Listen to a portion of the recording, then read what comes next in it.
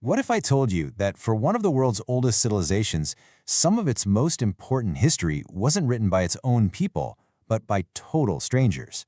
Today, we're cracking open a side of history you've probably never heard before. Seriously, just think about that for a second. Imagine huge chunks of your own country's story, the epic empires, the way your ancestors lived, just gone.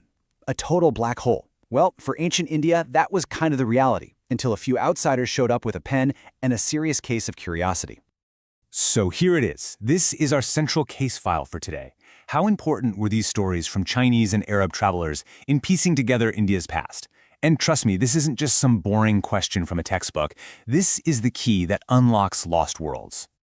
And don't you worry, I'm going to give you the exact step-by-step formula to solve this thing. First, we're going to meet our key witnesses. Then, we'll analyze all the evidence they left behind. And finally, we'll crack the case wide open. You ready? Let's dive in. All right, our investigation starts now. And first up, we've got the witnesses from China. Now, these guys weren't conquerors. They weren't trying to sell stuff. They were mostly monks and scholars on a quest for knowledge. And they became the first truly reliable eyes on ancient India from the outside world. Our first witness on the stand is a guy named Faxian. He shows up during what historians call India's golden age under the Gupta Empire. And thanks to him, we actually know why it was so golden. His notes talk about a super efficient government, a bustling capital city, and thriving Buddhist culture. Without his diary, that whole era would be a massive blur. Okay, next up, Xuanzang. This dude was on another level. He didn't just take notes, he created a roadmap. He gave us this incredibly detailed picture of Emperor Harsh's kingdom and an all-access pass to the legendary Nalanda University. His book, it's not just a journal, it's basically the Lonely Planet Guide to 7th century India. And rounding out our team from China is Yijing. He really zooms in on one thing: education. He gives us the nitty-gritty on what it was like to be a student at these incredible universities. He's the one who really confirmed that these weren't just buildings, they were the Harvards and Oxfords of their day, making India a global powerhouse of intellect. So that's the view from the east. Now we're going to do a hard pivot. A completely new set of witnesses is about to take the stand, this time coming from Arabia, and they're going to give us a totally fresh perspective on a different, but just as critical, slice of India's history. First up, meet al-Masudi. This guy was so respected they called him the Herodotus of the Arabs. That's like being called the Michael Jordan of history. He shows up in the 10th century and paints a picture of the complex politics of the time. But what really blew his mind? India's progress in science and astronomy. He showed the world in India that was as much about labs as it was about temples. But then we get to al-Biruni. And honestly, his work, the Kitab al-Hind, is a total game changer. This isn't just a travel diary, it is a deep dive, an encyclopedic look into Indian philosophy, math, and society, all written during a time of major upheaval. It's an unbelievably clear snapshot of a culture under intense pressure. And finally, we have the rock star adventurer, Ibn Battuta. This guy's travels are the stuff of legend.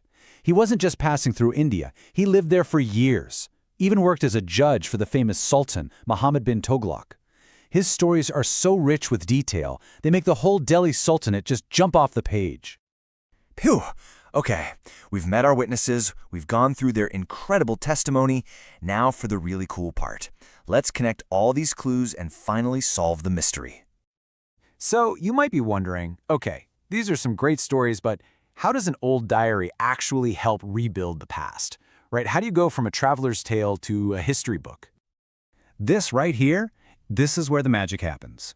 You see, the Chinese witnesses give us this crystal clear view of the early empires.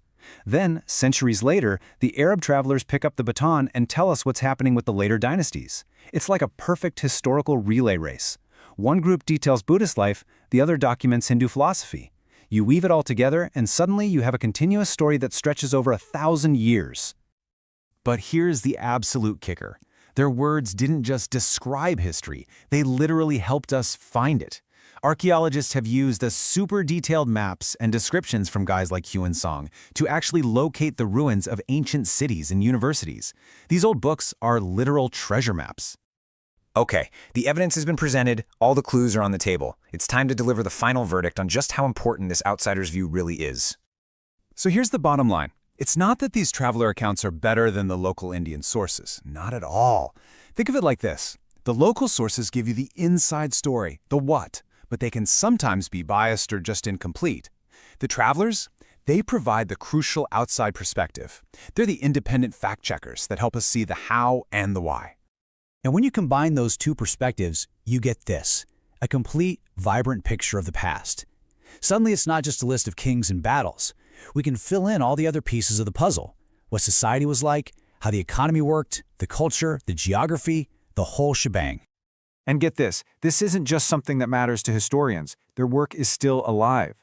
Right now, researchers are using these ancient texts to guide real-world archaeological digs, helping to uncover and protect priceless heritage sites. The words these guys wrote 1,000 years ago are still making discoveries happen today. Insane, right? So it all leaves us with one pretty massive thought. If the stories told by a handful of outsiders could completely change how we see 1,000 years of the past, it really makes you wonder, doesn't it? Whose stories, whose perspectives are shaping our understanding of the world right now? If this totally blew your mind, do us a favor and hit that subscribe button. We've got so many more of these historical deep dives coming your way. Thanks for sticking with me.